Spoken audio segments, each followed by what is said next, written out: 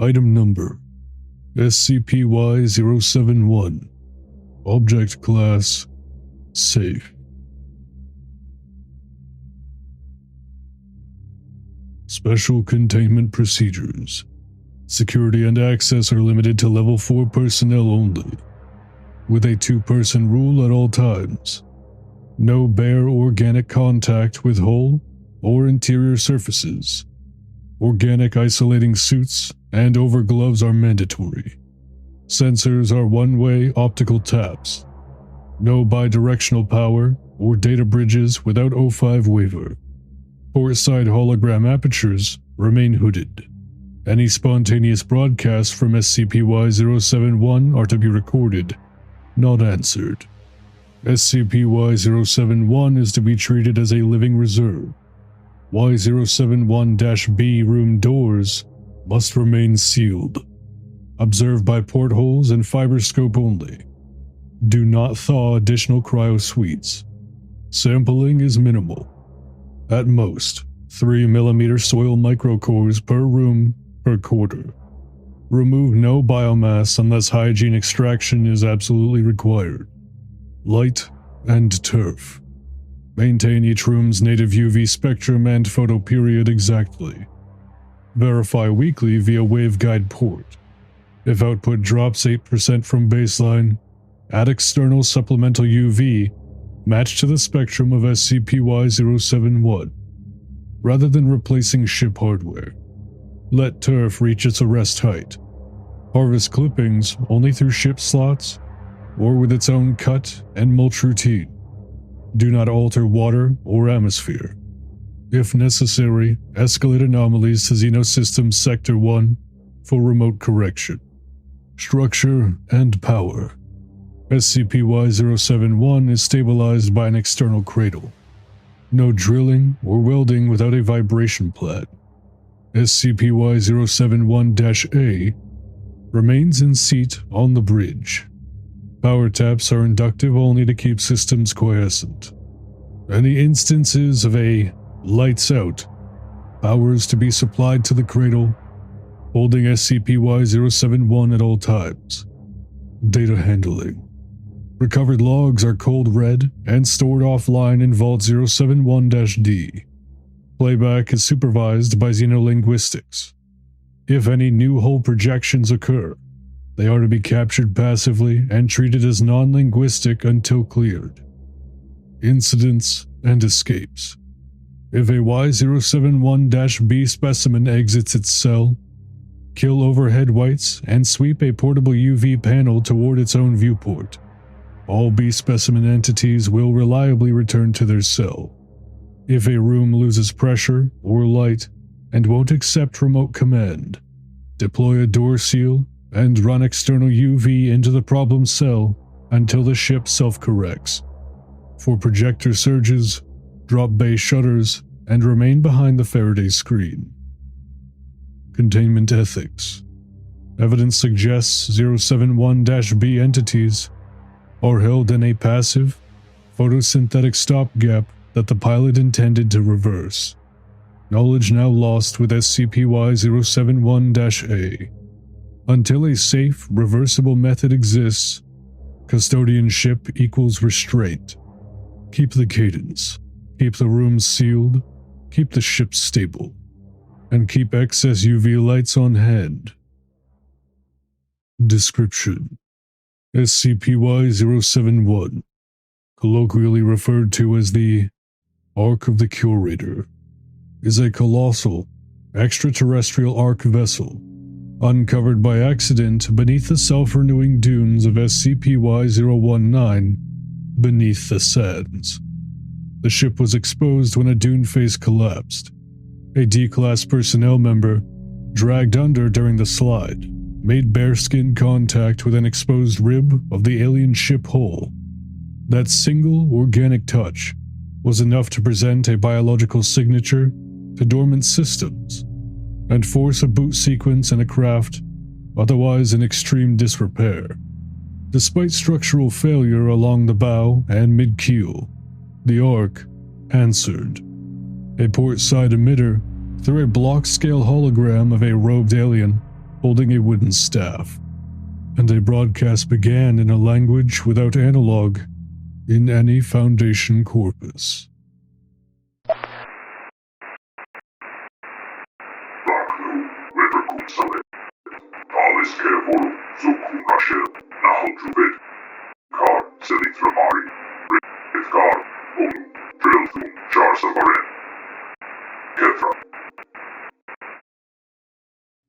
The audio was badly band limited and riddled with dropout, consistent with shattered emitters and power starvation. More consequentially, the boot sequence released the ship's habitat rooms from full-room cryostasis. Several organisms were lost to thaw damage and prior crash trauma. The majority survived, passive and stable. Once extricated from the dunes, the Ark was transported in sections to a hardened bunker near Site Y-2. Internal designation: the Cradle, for long-term study and non-invasive stewardship. SCP-Y-071, the Ark. In its intact state, the Archivist Ark exceeded 500 meters in length. The extant hull measures approximately 372 meters after nose cone loss and mid-body shear due to its crash landing. The structure is a grown spindle hull of non-terrestrial alloys, plates set like layered conductive laminations, with micro-mesh filaments woven through the metal in vascular patterns. Many joints present as biomorphic growth seams rather than welds. Architecture points to a ship optimized for high-efficiency solar capture. Occluded intake vanes, baffled light corridors, and deck routing all feed into power trunks that service UV luminaries and environmental systems in the habitat galleries. Residue in the veins and later log tones, expanded upon later, imply the Ark crashed onto or drifted across a perpetually dark environment for an extended period, and survived by rationing light and heat to the cargo. Control surfaces throughout are gesture grooves and capacitance fields that bloom geometric light forms when approached by a compatible biology.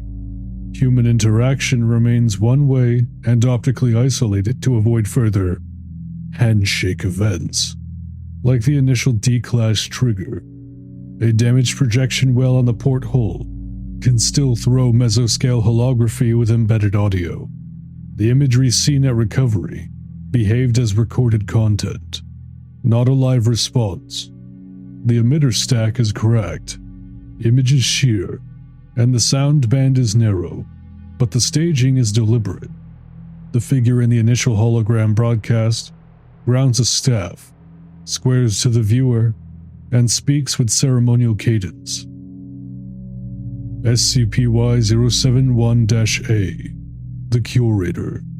On the crushed forward bridge, secured in the primary pilot cradle, Foundation teams discovered the skeletal remains of the robed figure from the hologram. The individual is designated SCP-Y-071-A, the Curator. The skeleton is mineral dense and brittle, with long bones showing trilobed canals, and cranial geometry consistent with a high sagittal crest. Limited organics date the death to at least 12,000 years prior to recovery. Perfect, dry, sealed conditions, and the species' unusual dense calcium microlattice preserved the frame long after soft tissues failed. Adjacent to the remains lay the staff device seen in projection, designated SCP-Y-071-A1. Macroscopically wooden, the shaft is a lignin-like composite infused with microchannels. A thumb recess on the staff activates a plasma microemitter at the tip. The final onboard recording shows the Curator placing the emitter against the abdomen and triggering a localized plasma rupture, resulting in immediate death. SCP-Y-071-A1 is power-inhibited in secure storage. From surviving footage, the Curator's movements alternate between careful ritual and tight, anxious pacing around UV panels and stasis racks. In early recovered logs, the posture is upright and precise. In later recovered logs, it is stooped, exhausted, and very quiet. The Menagerie. Every sealed room along the Ark's mid-body roughly follows the same quiet recipe.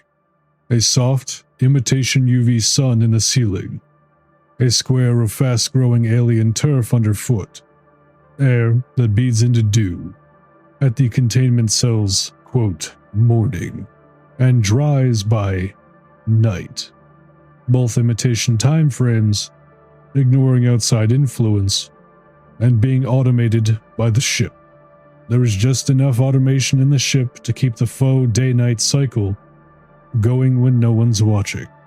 If you stand at a porthole long enough, you'll see the light come up in a slow fade, never harsh, and the grass answers with a barely perceptible lift. A few minutes later, dew streaks crawl down the interior baffles and disappear into the soil. The turf is the strangest part, as it behaves like it's learned restraint. It surges to exactly one height and stops. If it is trimmed, eaten, or otherwise removed, it grows back to exactly that height again, and never more. The soil it grows from is a black, glittering granulate that drinks and releases water in small pulses, and otherwise refuses to play along with any Earth-style fertilizing tricks. The rooms. The conservation rooms are staggered on purpose. One will be in its morning phase, while the next is in midnight, while a third cell may be locked in a dusk state for hours. The ship's automation keeps from surging all of its power into light at once, and it keeps the animals from sinking to each other through the glass. When researchers discovered how to nudge a room's sunrise phase forward by 10 minutes, the residents didn't panic. They just got restless. A wing would unfurl a little early. Microspines lift in a low wave, dorsal tendrils rippling like grass in a breeze. When they set the cadence back to normal, everything settled without problem. Under that rhythm, the rooms feel less like cages and more like terrariums that were meant to run forever with no drama. Maintenance instead of enrichment. Patience instead of spectacle. Further analysis on the Menagerie reveals that across all the rooms, the Ark's animals settle into one of two body consistencies. A black gel form, matte and seal smooth, like living rubber that resets itself if nicked. Alternatively, at times, the creatures may take on a blue translucent form, clear azure skin, with a slow drift of particulate inside, scintillating under UV like a pocket of stars. Both bodies harvest light through the skin, and take only the tiniest interest in the grass, more tasting than feeding. They don't fight, court, or even acknowledge anything that peers in through the window. It doesn't appear to be stupor. You can see the micro-movements of life everywhere. It's more like the ship has told them to breathe light and be still. The following is a small list of conserved creatures on the Curator's Ark. Ark Cell B-118, the Quetzal, a hangar-sized pterosaur with a 9-meter wingspan and a long crest like a weather vane, spreads its membranes high when its cell UV swells, and sometimes skims the grass with a closed bill, as if to taste the dew. In the blue form, you can watch constellations drift through the Patasia. In the black gel, the wings darken to a soft matte at the faux nude. Flight muscles are there, coiled but doing nothing. Conservation Cell B-204, the Canid, a digitigrade quadruped about wolf-sized, with a chain of flexible spine tendrils that rise and fall in perfect metered waves when the light changes, then collapse like kelp when it rests. It mouths the top of blades of grass without breaking them, as if sipping the morning dew off each leaf. A life scan panel outside the conservation cell shows an exceptionally slow heartbeat, breaths that are low. The entire animal seems designed to move heat and light through the tendrils on its back like a living radiator. Conservation Cell B311, the bovine. Heavy-bodied and motion-sparing, covered in a field of pin-sized keratin spikes that undulate together during sunrise and sunset, likely to pump fluids past the skin's light-harvesting layer. It pauses at the turf's arrest height and often emulates chewing without chopping the grass, as if it's sampling the chemistry rather than eating. Ship iconography, animated glyphs baked into the consoles outside the conservation cells, show examples of the same species as they were prior to the black gel or translucent blue forms, gliding, coursing, or herding. The Curator's early Voyage clips that were recovered evidentially back up what the consoles reveal. What we have now looks like a failsafe the Ark can toggle. A phototrophic, passive, effectively ageless body plan meant to endure darkness and famine until someone with the right key restores standard function to the animals. The key, if there was one, died with the Curator. Recovered logs of the Ark. Before the crash, the Curator moves the way caretakers do when the routine is sacred. Slow passes down the aisles, calmly checking lights, a hand hovering over a panel until a glyph turns the appropriate color. The voice, impossible to parse, has the rise and fall of a checklist read into a room that already knows it by heart. A simple routine. Within logs after the crash, the voice thins out. Footage lingers on panels that don't respond, on intake baffles that once drank from a sun and now open into nothing. There's a walk the Curator repeats. Bridge to the Menagerie. Menagerie to stasis. Back to the bridge.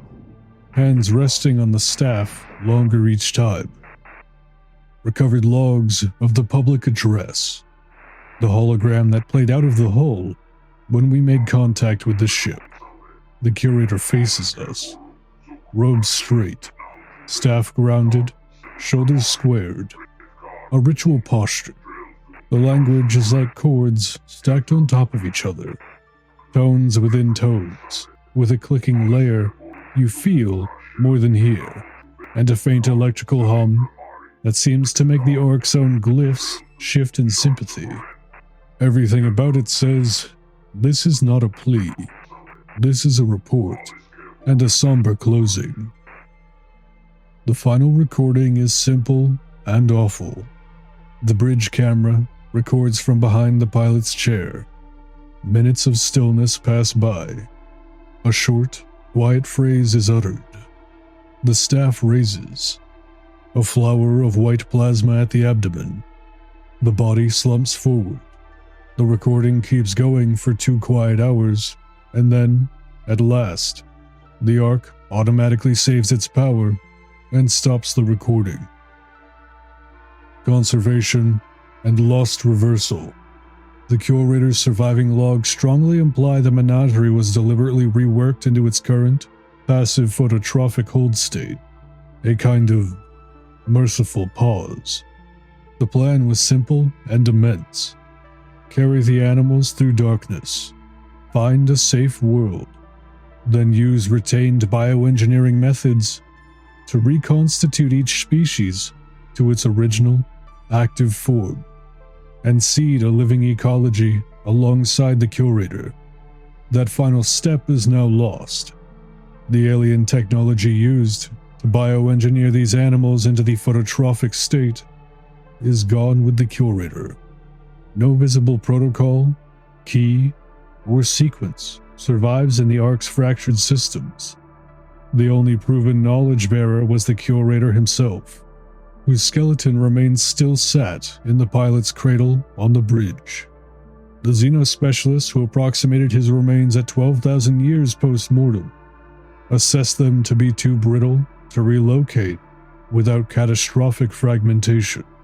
By order of command, no personnel are to approach, touch, or manipulate the bridge chamber without director approval. All measures in and around the bridge remain prohibited unless explicitly authorized. Whatever mission SCP-Y-071 set out to complete, preserve, travel, restore, or release, now appears to be a story that will never finish. Conclusion: SCP-Y-071 remains stable within the Cradle at Site Y-2. The habitats keep the rhythm. The Menagerie endures in its merciful hold state, and the Curator keeps eternal vigil from the bridge.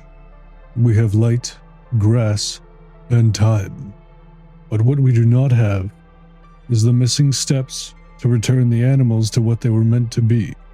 Until translation or a safe reversal method is proven, the Foundation's role is stewardship through restraint. Keep the cadence clean, and touch nothing we cannot put back. The next steps focus on decipherment and non-invasive study, patterning the Ark's glyph grammar, cross-reading harmonic carriers in the speech channel, and mapping the soil's engineered cycle. No attempts will be made to awaken additional rooms or to force behavioral change inside the habitats. It is unknown why or how SCP-Y-071 ended up in the graveyard world of Provisional Reality Y-1, buried beneath the sands. But to be fair, it would almost be more strange if we did know. After all, Provisional Reality Y-1's rules for claiming what is dead, whether it be an object, an entity, a reality, or a simple hope, seem to follow no trackable logic set. PRY-1 truly claims as it pleases. This is Director Wohler, signing off on another report at Site Y-1. I hope you'll consider subscribing to stay up to date with our latest findings. I eagerly look forward to having your audience in future reports.